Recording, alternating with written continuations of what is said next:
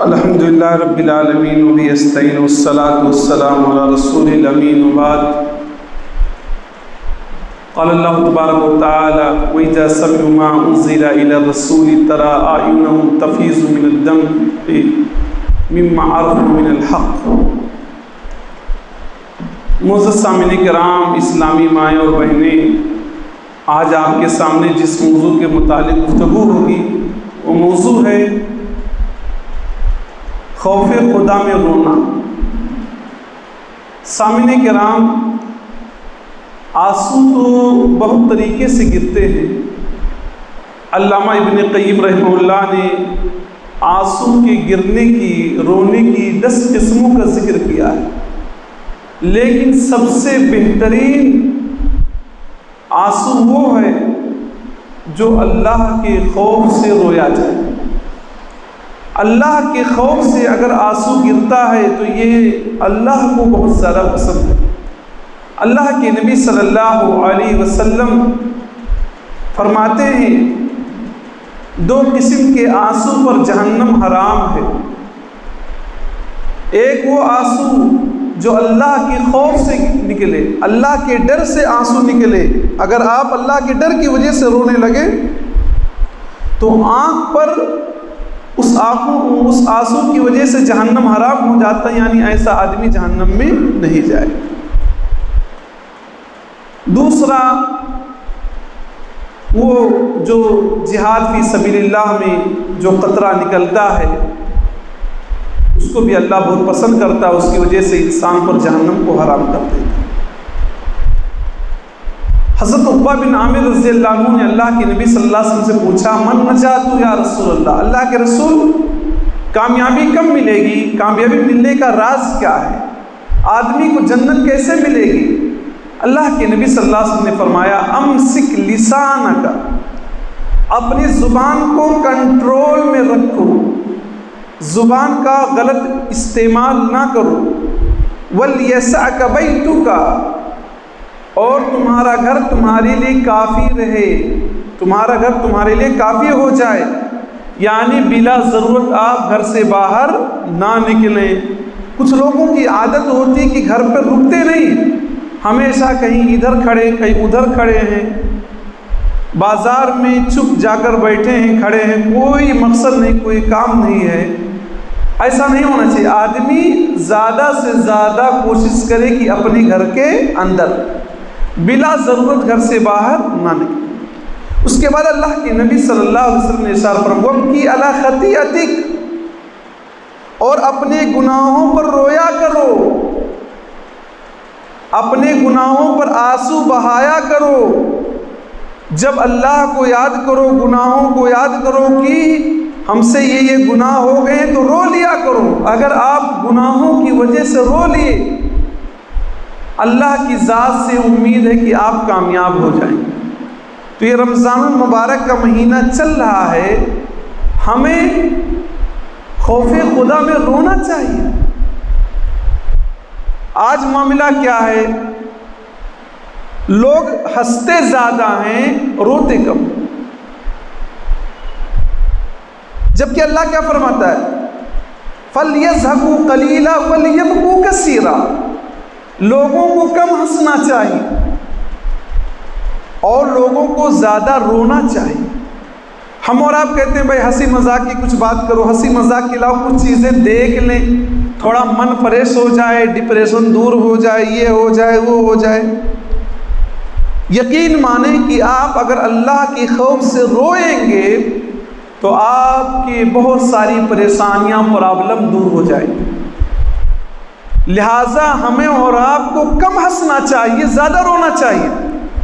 لیکن ہائے افسوس، لوگوں کو دیکھا جاتا ہے کہ قبرستان میں بھی جاتے ہیں تو ہنستے رہتے ہیں، وہاں بھی انسان یہ نہیں سوچتا کہ یہ گڈھا ہے جس میں ہمارے رشتہ داروں کا، ہمارے بھائیوں کا، ہمارے پڑوسیوں کو جس میں دفن کیا گیا ہے۔ کروڑوں کی بلڈنگ، کروڑوں کے مالک تھے، سب کو چھوڑ کر یہاں چلے آئے ہیں، ہمیں احساس نہیں ہوتا کہ وہاں بھی ہمارے آنکھ سے آنسو گر جائے۔ وہاں بھی آدمی روتا نہیں ہے، ہنستا ہے، سیاست کی باتیں کرتا ہے، ہنسی مذاق کی باتیں کرتا ہے، ادھر ادھر کی کہانیاں چھیڑتا ہے، حالانکہ قبر عبرت کی جگہ، قبرستان عبرت کی جگہ، آدمی کو وہاں جانا چاہیے تو اپنے دل میں خوف پیدا کر لینا چاہیے۔ ایک مرتبہ اللہ کے نبی صلی اللہ علیہ وسلم قبر کے کنارے بیٹھے تھے، آپ صلی اللہ علیہ وسلم رونے لگے اور رونے کی وجہ سے مٹی بھیگ گئی۔ نبی صلی اللہ علیہ وسلم نے کہا ہے لوگوں اس جیسی قبر کے عذاب سے بچنے کے لیے تیاری کرو، یہ قبر ہے تنہائی کا گھر ہے نا، اس قبر میں آپ کو اچھا رزلٹ ملے، آپ برے رزلٹ سے بچیں، آپ سزا سے بچیں، اس کے لیے تیاری کیجیے۔ تو نبی صلی اللہ علیہ وسلم قبر کے پاس بیٹھے تو رو رہے ہیں، ہمارا حال کیا؟ جس کے گھر کا جنازہ ہے وہ آدمی چپ تھوڑا رو لے گا، ورنہ کسی کو احساس ہی نہیں ہوتا کہ ہم کو بھی جانا، حالانکہ ہر کوئی آیا جانے ہی کے لیے آیا، کوئی یہاں رکنے ٹکنے کے لیے نہیں آئے ہم۔ اور آپ سوچ لیں حضرت عثمان رضی اللہ عنہ کے بارے میں آتا ہے جب کسی قبر کے پاس سے گزرتے تھے بہت روتے تھے، اتنا روتے تھے کہ حضرت عثمان رضی اللہ عنہ کی داڑھی آنسوؤں سے بھیگ جاتی۔ لوگ پوچھتے کہ آپ کے سامنے جنت کا جہنم کا ذکر ہوتا ہے، آپ اتنا نہیں روتے جتنا آپ کے سامنے قبر کا ذکر ہوتا ہے، قبر کے عذاب کا ذکر ہوتا ہے تو آپ روتے۔ تو حضرت عثمان فرماتے ہیں فَإِنَّ الْقَبْرَ أَوَّلُ مَنَازِلِ الْآخِرَةِ فَإِنْ نَجَا مِنْهُ أَحَدٌ فَمَا بَعْدَهُ أَيْسَرُ مِنْهُ۔ قبر یہ آخرت کی منزلوں میں سے پہلی منزل ہے، آخرت کے گھروں میں سے پہلا گھر ہے، پہلا پڑاؤ ہے۔ اگر کوئی یہاں سے آسانی سے پاس ہو گیا تو بعد کی منزلیں اور آسان ہوتی چلی جائے۔ وَإِن لَّمْ يَنْجُ مِنْهُ فَمَا بَعْدَهُ أَشَدُّ مِنْهُ۔ اگر کوئی یہاں سے کامیاب نہ ہوا، یہی فیل ہو گیا تو بعد کی منزلیں اور مشکل ہوتی چلی جائیں گی، اسی لیے میں زیادہ روتا ہوں۔ تو ہمیں اور آپ کو زیادہ سے زیادہ رونا چاہیے۔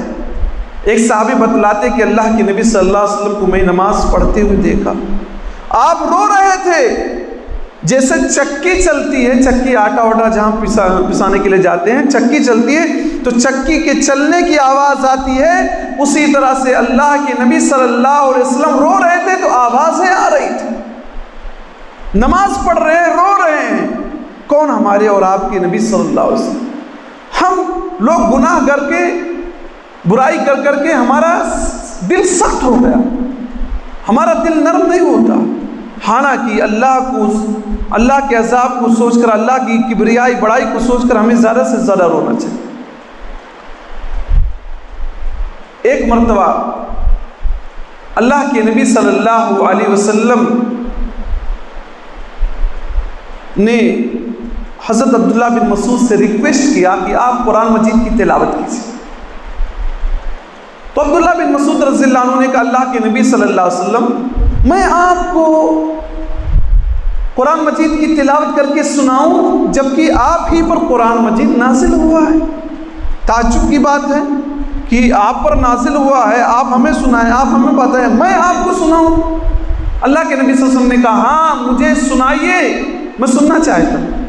میں آپ لوگوں کو بھی کہنا چاہتا ہوں کہ ہمارے بہت سارے بزرگان ایسے بیٹھے ہوں گے، بہت سارے نوجوان ایسے بیٹھے ہوں جن کے پاس بہت زیادہ علم ہوگا، لیکن کبھی کبھار ایسا ہوتا دوسرے کی بات سننے سے اپنے اندر جو کمی کوتاہی ہوتی دور ہو جاتی۔ آدمی جب تقریر سنتا ہے، بیان سنتا ہے، دین کی باتیں سنتا ہے، دوسروں کے ذریعے سے بہت ساری کمیاں اس کے اندر سے دور ہو جاتی، حالانکہ وہ علم اس کے پاس رہتا، نالج اس کے پاس رہتا۔ اللہ کے نبی کہتے ہیں مجھے سناؤ، کہتے ہیں جب حضرت عبداللہ بن مسعود کی آیت پر پہنچے فَكَيْفَ إِذَا جِئْنَا مِنْ كُلِّ أُمَّةٍ بِشَهِيدٍ وَجِئْنَا بِكَ عَلَى هَؤُلَاءِ شَهِيدًا۔ کیا ہوگا اس وقت جب ہم ہر امت کا ایک گواہ لائیں گے، ہر امت کا ایک گواہ لائیں گے، وَجِئْنَا بِكَ عَلَى هَؤُلَاءِ شَهِيدًا، اور تمام گواہوں کے گواہ آپ ہوں گے۔ ایک طرح سے نبی صلی اللہ علیہ وسلم کی یہاں بڑائی ہے کہ ہر امت کا ایک گواہ ہوگا اور تمام گواہوں کے گواہ نبی صلی اللہ علیہ وسلم ہوں گے۔ ایسی صورت میں اللہ کے نبی صلی اللہ علیہ وسلم نے کہا حسبک الآن، عبداللہ بن مسعود رک جاؤ۔ کہتے میں پلٹ کر جب دیکھتا ہوں تو میرے نبی کی آنکھوں سے آنسو بہہ رہے ہیں، میرے نبی رو رہے ہیں، آنسو گر رہا ہے۔ اللہ کی ایک نعمت یہاں محسوس ہوئی۔ کیا نعمت محسوس ہوئی؟ اللہ ایک طرح سے نبی کو ایوارڈ دے رہا ہے، نبی کو ایک طرح سے سرفراز کر رہا ہے کہ ہر امتیوں میں سے ایک گواہ ہوگا اور تمام گواہوں کے گواہ نبی صلی اللہ علیہ وسلم ہوں گے۔ اتنی بڑی نعمت ملنے کے بعد اللہ کے نبی رونا شروع کر۔ ہم اور آپ کو اللہ نے بے شمار نعمتیں دی ہیں، قرآن میں ہے کہ اگر ان کو آپ کاؤنٹ کرنا چاہو تو نہیں کر سکتے۔ اگر اللہ نے جو آپ کو نعمتیں دی ہیں لا تحصوہا، ان کو گن نہیں سکتے، لیکن کیا کبھی ہم روتے ہیں؟ کیا کبھی ہم رونے کی کوشش کرتے ہیں؟ سامعین کرام، ہمیں رونے کی کوشش کرنا چاہیے، رونا چاہیے۔ اور 7 قسم کے لوگ قیامت کے دن عرش الہی کے سائے میں جگہ پائیں۔ جب سورج 1.25 میل کے قریب آ جائے گا، بہت نزدیک آ جائے گا، دھوپ کی وجہ سے سب پریشان ہوں، کسی گھٹنے تک، کسی کے کمر تک، کسی کے گلے تک پسینہ ہوگا، تو جن 7 قسم کے خوش نصیبوں کو اللہ رب العالمین اپنے عرش کے سائے کے نیچے جگہ عطا فرمائے گا، اس میں سے ایک وہ انسان ہوگا وَرَجُلٌ ذَكَرَ اللَّهَ خَالِيًا فَفَاضَتْ عَيْنَاهُ، ایک وہ آدمی جو تنہائی میں اللہ کو یاد کیا اور رونے لگا۔ پبلک کے سامنے رو رہا ہے تو شبہ ہے کہ دکھاوے کے لیے رو رہا، حالانکہ ہر پبلک کے سامنے والے رونے والا دکھاوا کرنے والا نہیں ہوتا، لیکن وہاں شبہ ہے کہ ہو سکتا ہے دکھاوے کے لیے چپ رو رہا ہو۔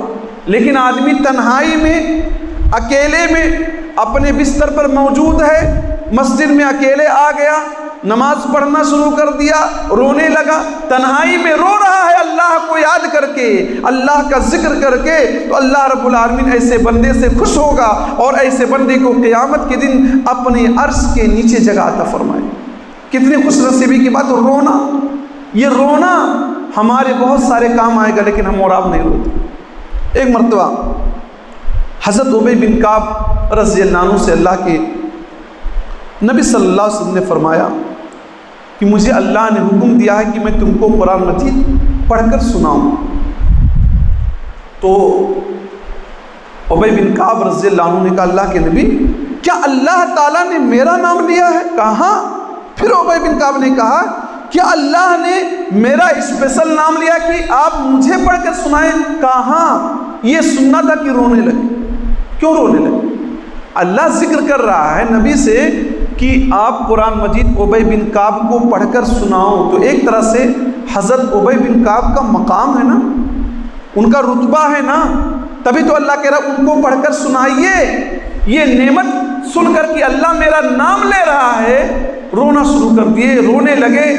ذرا سوچیں مسلمان بھائیوں کہ کس قدر صحابہ کرام رضوان اللہ علیہم اجمعین رونے لگتے تھے جب کوئی نعمت ملتی تھی۔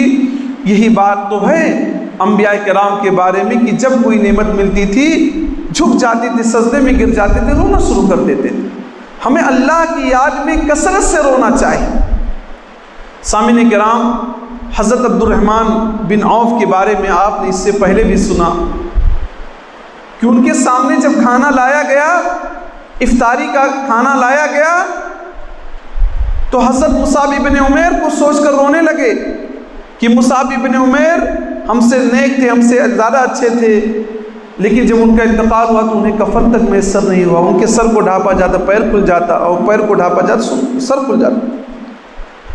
کہتے ہیں اسی طرح اور صحابہ کرام ہم سے افضل تھے، اللہ نے ہمیں یہ نعمتیں دی ہیں، ایسا لگ رہا کہ ہماری نیکیوں کا بدلہ دنیا میں ہمیں مل رہا ہے، کہیں اللہ ہماری نیکیوں کا بدلہ دنیا میں تو نہیں دے رہا ہے۔ یہ کہنا تھا، یہ سننا تھا کہ رونا شروع کر دیے اور کھانا پینا سب بند کر دیے، کھانا سے اٹھ گئے، کھانا نہیں کھائے، رونے لگے کہ لگتا ہے ہماری نیکیوں کا بدلہ ہمیں دنیا میں مل رہا ہے، اس لیے وہ اٹھ گئے، وہ کھڑے ہو گئے۔ حضرت ابو بکر صدیق رضی اللہ عنہ کے بارے میں آتا ہے قرآن مجید پڑھتے تھے تو خوب رویا کرتے تھے۔ اللہ کے نبی صلی اللہ علیہ وسلم نے حکم دیا جب آپ مرض الموت میں تھے، جب بیمار تھے سخت، کہ ابو بکر صدیق سے کہو نماز پڑھائیں، امامت کر۔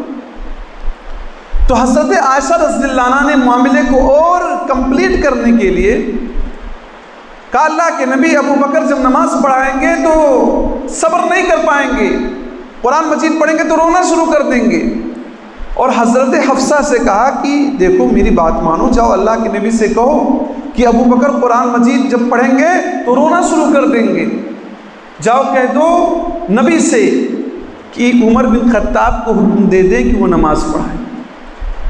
حضرت حفصہ کے والد تھے عمر بن خطاب، تو حضرت عائشہ نے بات کو بنانے کے لیے کہ میں نے مضبوطی چاہتی تھی دل سے کہ میرے ابو ہی نماز پڑھائیں، لیکن بات کو تھوڑا سا مضبوط کرنا چاہتی تھی کہ میرے ابو ہی زیادہ مستحق ہے، تو ایک سندیش بھجوایا، ایک پیغام بھجوایا۔